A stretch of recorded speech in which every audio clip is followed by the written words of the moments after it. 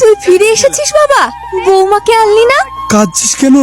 Dad, তুমি যা বলেছো আমি রিনাকে চিনতে ভুল করেছি ড্যাড। আমি এর ফল পেয়েছি।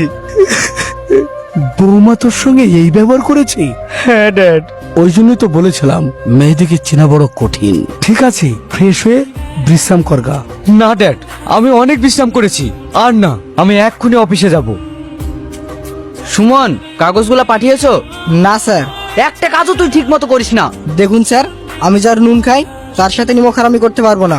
নিমু খারামি করতে পারবি না? না, এর আগেও আপনি 1 কোটি টাকার মাল ছড়িয়েছেন, আবার একই কাজ আমাকে করতে বলছেন। আপনি জানেন ছোট মালিক এসছে, যে কোনো সময় অফিস ভিজিট করতে পারে।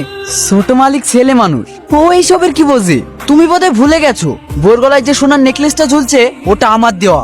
ঠিক আছে স্যার, আমি দেখছি। আজ তোমাদের প্রমোশন হবে তাই না? আজ আমাদের মালিক সবাইকে ডেকেছে, দেখা যাক কি বলে। আজকের এই মিটিংটা বিশাল বড় একটা তাৎপর্য আছে। আজ 30 বছর এই কোম্পানির আমি মালিক ছিলাম, আজকে সেটা হ্যান্ড ওভার করতে চাই। আজ থেকে এই কোম্পানির মালিক হবে আমার একমাত্র ছেলে বিজয়। কামিন। আজ থেকে আমি আপনাদের নতুন দায়িত্ব পালন করছি। আপনাদের সুবিধা অসুবিধা আমাকে জানাবেন। হ্যাঁ, হে তো বিজয়। বিজয় তাহলে রমেন চৌধুরীর একমাত্র ছেলে, আর তুমি এই কথাটা আমার কাছে লুকিয়ে রেখেছিলে? আমি তো জানি না। আপনারাই হলেন এই কোম্পানির মা বাবা।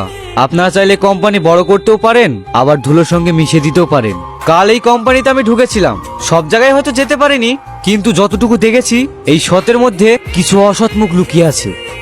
ইন্সপেক্টর সেন। হ্যাঁ sir. Manager Rakesh and Suman, তোমরা এখানে এসো। এই স্টিল কোম্পানির 1.5 কোটি টাকা তছনছের অপরাধে আমি তোমাদের দুজনকে গ্রেফতার করলাম। Sir, sir. বিজয়, বিজয়, তুমি আমাকে ক্ষমা করে দাও। ক্ষমা? আমি তো একজন অপদার্থ স্বামী।